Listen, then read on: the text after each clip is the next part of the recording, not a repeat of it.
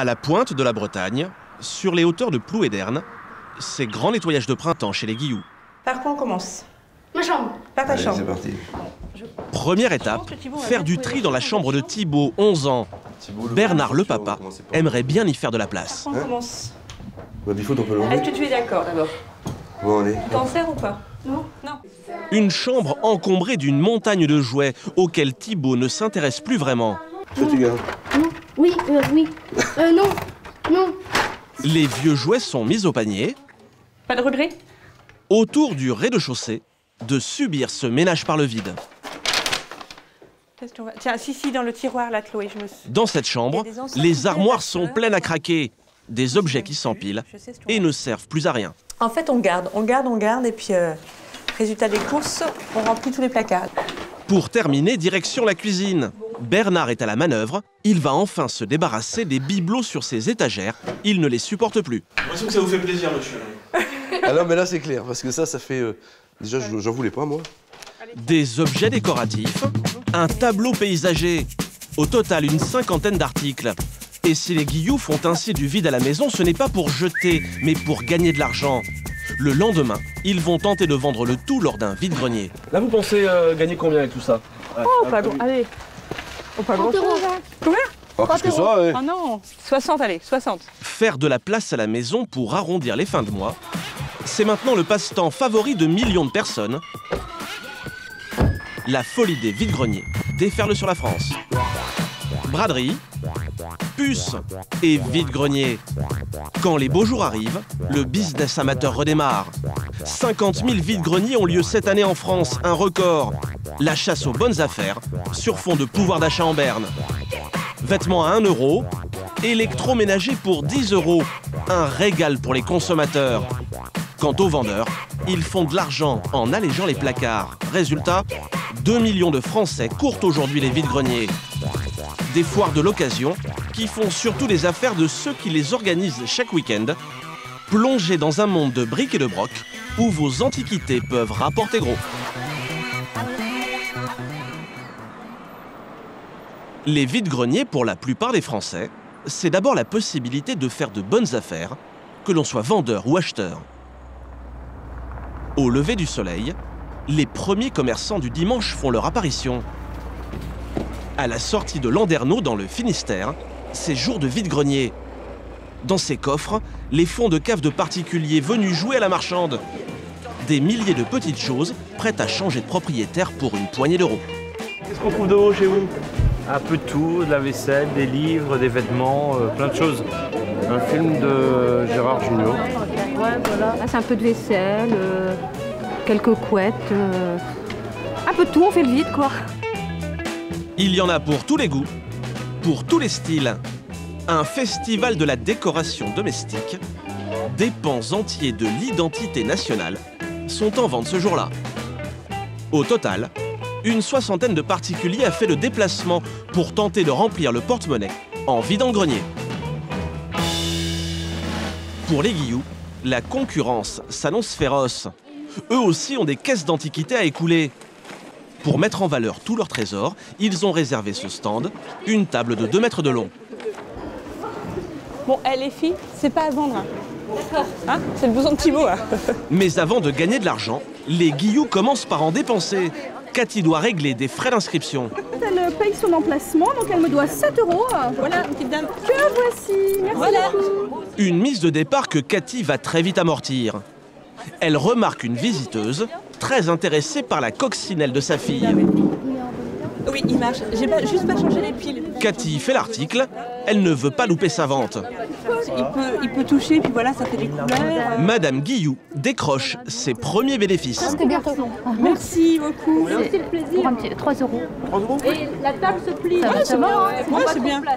Et ce n'est qu'un début, Ouais, voilà, donc... car une autre cliente a mis la main sur ce lot de vêtements, trop petit pour les enfants Guilloux.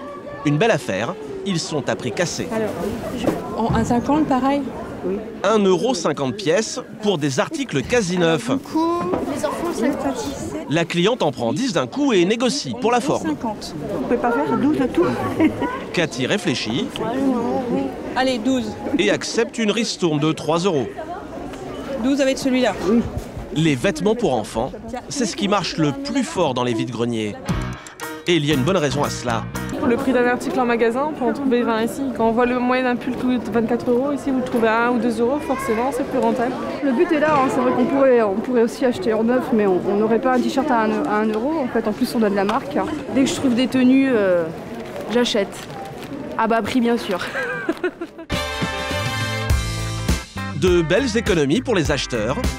Reste à savoir si les vendeurs s'y retrouvent. Après 8 heures de vente, c'est l'heure des comptes chez les Guilloux. Il reste pas mal d'invendus, mais Cathy a le sourire. Sa boîte en plastique s'est remplie de billets. A priori une bonne journée, mais c'est Thibaut, le comptable du jour, qui certifie les comptes. On a vendu 153 € et 60 centimes. Une jolie somme que Bernard préfère ranger rapidement. Il est ravi, cela dépasse toutes ses prévisions. Ouais, bah on avait combien? On avait dit hier 80, je crois, on était content. On double. Nickel, nickel. On peut pas faire mieux. Mais les gros gagnants dans ces foires ne sont pas ceux qu'on croit. Derrière les exposants, ils sont invisibles et gagnent beaucoup d'argent. Pour rencontrer l'un des pros du vide-grenier, il suffit de faire quelques kilomètres au sud de Paris, direction l'Essonne. Dans sa vieille camionnette, Daniel Brianceau, 65 ans. Son métier, organisateur de vide-grenier. Il en fait une quarantaine par an. Cet après-midi, il va tenter d'en ouvrir un de plus. Et la première chose à faire, c'est de trouver un bon emplacement. À quelques kilomètres d'Étampes, Daniel a repéré l'endroit de ses rêves, le parking de ce supermarché. Notre homme est sur un gros coup. Faut garder son sang-froid là. Non, on va pas rire. Daniel n'emmène pas large. C'est l'un de ses projets les plus ambitieux, car ce parking a tout pour lui plaire. C'est une très belle place. Goudronnée, en pente, si jamais il y avait des intempéries. Mais ce n'est pas tout. La position de ce parking est hautement stratégique. Ça, vous avez les communes environnantes, comme ça, Chéron, tout ça, qui ont un peu d'argent dans la région. Ça, c'est bon pour les affaires? Ça, c'est bon pour les affaires. Ça, c'est très intéressant. Daniel doit encore vérifier un petit détail très important. Alors, comme à chaque fois, il entame sa danse du vide-grenier.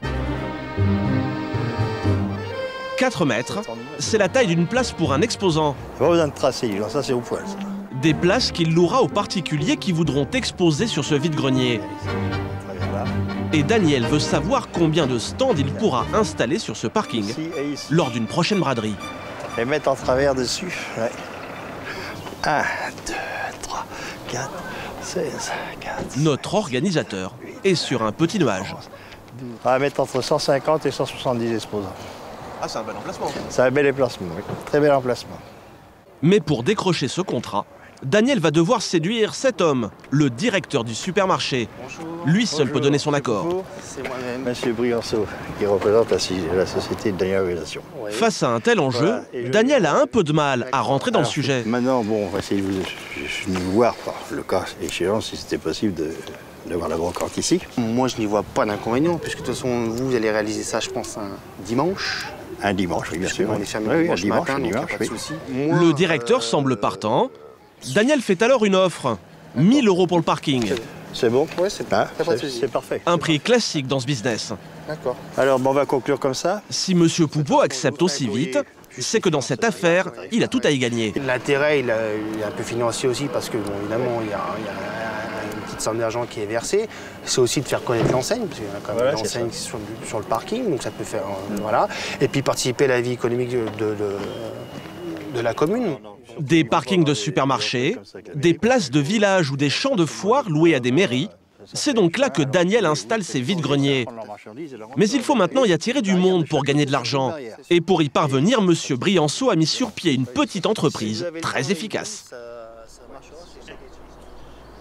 Derrière les murs de son pavillon d'Épinay-sur-Orge, Daniel a installé sa petite société il y a 14 ans. À l'époque, cet ancien douanier fréquente les vides-greniers comme vendeur du dimanche. Mais pour gagner plus d'argent, il décide de passer à la vitesse supérieure et d'organiser ses propres braderies. Il est maintenant devenu l'un des professionnels les plus redoutables. Oui, allô? Eh ben, vous allez avoir dans les 250 à peu près, 200-250 exposants. Ce matin, c'est branle-bas de combat. Jean-Marc, un copain de Daniel, est même venu en renfort. Car dans 3 jours, Daniel organise l'un de ses plus grands événements de l'année, les Puces de Montlhéry. L'une des foires les plus connues de la région. D'ailleurs, depuis une semaine, les premières réservations arrivent. Des habitués qui veulent être sûrs d'avoir leur stand.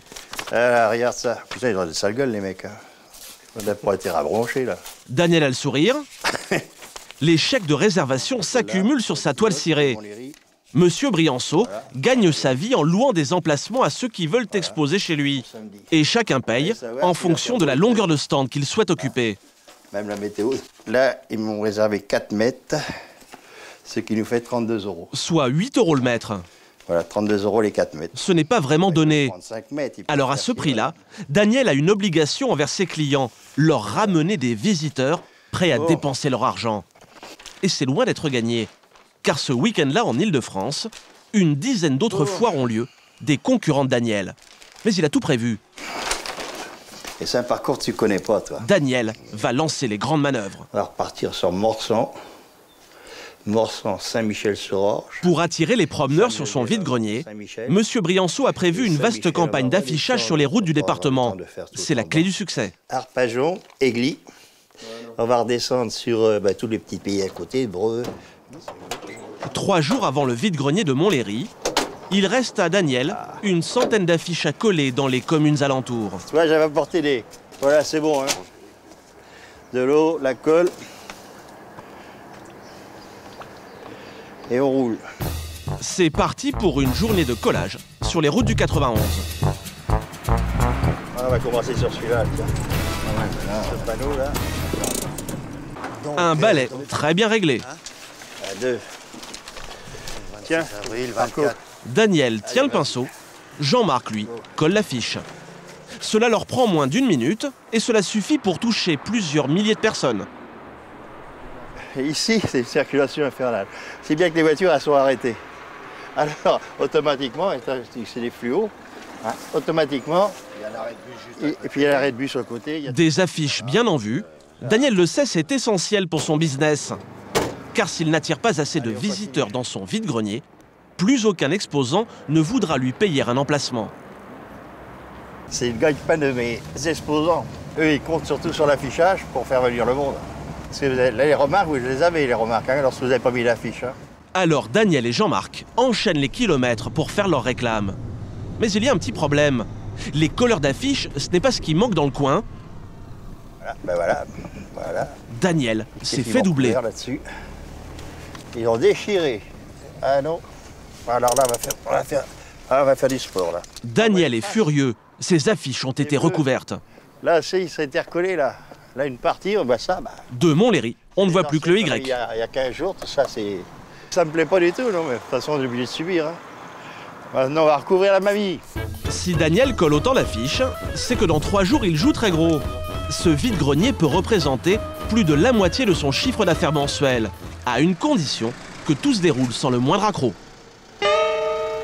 5 h du matin à Montlhéry, il y a déjà une centaine de mètres de bouchons sur les routes. Ce samedi-là, on se presse aux puces de Monsieur Brianceau. À l'accueil, Chantal est à la manœuvre. Chantal, c'est Madame Brianceau. Salariée la semaine, elle donne bénévolement un coup de main à son mari le week-end. Oui, combien de mètres vous avez réservé? Ça vous fait 96 €, monsieur, s'il vous plaît. Les mètres à 8 € partent à grande vitesse. Chantal enchaîne les paiements. 4 mètres 32, s'il vous plaît, madame. 30 véhicules à la demi-heure. Chantal ne chôme pas. Mais Daniel aimerait bien que son épouse mette le turbo. Eh maman, il faut accélérer là. Et arrête de m'appeler maman. Hein? Accélérer la cadence, car le flot des exposants ne cesse de grossir. Daniel, lui, est à la manœuvre en coulisses. Voilà, allez-y. Ouais, vous bougez plus. À chaque vide-grenier, il a toujours le même souci. 14 mètres vous avez? Parce qu'on est 3. 3. Allez, il vous a mesuré à partir d'où? Daniel doit ranger les véhicules au centimètre près. Non mais bougez pas, je vais en mettre un autre devant vous. Laissez, bougez pas. Et il y a une bonne raison. À chaque mètre inoccupé, ce sont 8 € en moins pour Daniel, alors il tasse. Ah c'est serré, oui. Il faut que ça soit serré. Devant cette voiture. 6 h du matin, Daniel peut enfin se détendre. Ses clients sont venus en nombre. Le vide-grenier s'annonce bien. Ça va, Pierrot? Au total, plus de 150 exposants vont venir sur ce terrain de 2 hectares, dont Daniel a obtenu la concession à l'année auprès de la mairie. Ça lui coûte 400 € à chaque vide-grenier. Une fois tous les participants installés, il ne lui reste plus qu'à faire le tour des stands avec madame pour encaisser les loyers qui n'ont pas encore été réglés. Bonjour Maurice. C'est pour l'encaissement, Maurice. Un peu de sous. Des sous. Tu veux combien, 40, c'est ça? Oui, c'est ça, 40. 40 €, c'est un peu plus que la dépense moyenne d'un exposant chez les Brianceaux. Nana, tout à l'heure. Oui, c'est mieux. Une fois leur collecte terminée, Chantal et Daniel vont bientôt savoir à combien se monte leur gain. Celui-là est parti à 0 aussi. Pour calculer la recette du jour, Daniel n'a qu'à compter le nombre de places vendues. Et pour l'instant, on a 175 tickets. Ensuite, c'est un calcul tout simple. Un exposant prend en moyenne 4,50 m à Daniel. Il n'a plus qu'à multiplier.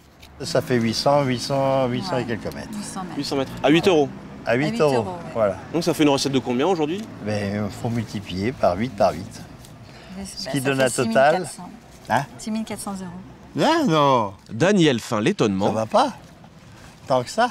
6 400 €. Une belle opération. C'est une bonne journée? Tout frais payé, il reste près de 5 000 € de bénéfices. Et c'est comme ça 2 fois par mois, du printemps à l'été. Résultat, 150 000 € de chiffre d'affaires annuel pour Daniel. Et s'il gagne autant d'argent, c'est que la mode du vide-grenier ne cesse de faire de nouveaux adeptes. Certains d'ailleurs y passent tout leur week-end, quitte à prendre quelques libertés avec la loi. Sur les bords de la Méditerranée, à 2 pas de Marseille, la ville portuaire de La Ciotat. Comme 2 fois par an dans le quartier Sainte-Marguerite, c'est jour de vide-grenier.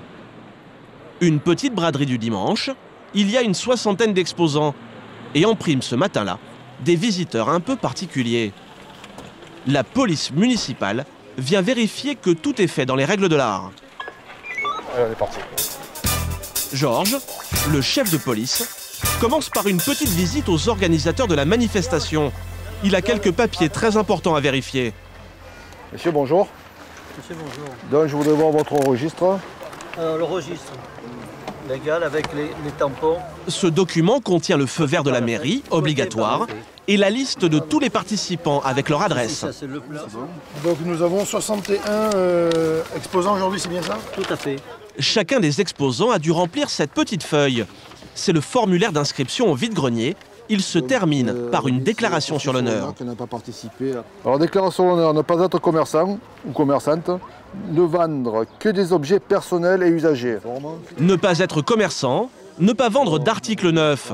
En plus, depuis 1 an, sous la pression des professionnels de la brocante, une loi interdit aux particuliers de faire plus de 2 vide-greniers par an. Au-delà, c'est considéré comme un vrai commerce. Faire plus de 2, c'est je suis professionnel en gros? Tout à fait. Plus de 2, il faut que vous ayez un cabis, il faut que vous déclariez, que vous payez l'URSSAF, vos cotisations de l'URSSAF. C'est pas prévu pour. Un particulier qui enchaînerait les braderies, une concurrence déloyale pour les vrais commerçants. Mais voilà, personne ne comptabilise vraiment le nombre de participations à ces foires. Sur place, les policiers n'ont aucun moyen de le vérifier.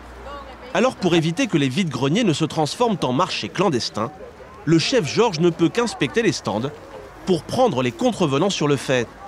Il ne va pas tarder à faire sa première prise. C'est neuf ça, madame? C'est du matériel neuf, madame. Comment ça se fait que c'est neuf? Ces étiquettes ne trompent pas. Les pantalons ne viennent pas d'un fond de tiroir. L'exposante se presse de les enlever.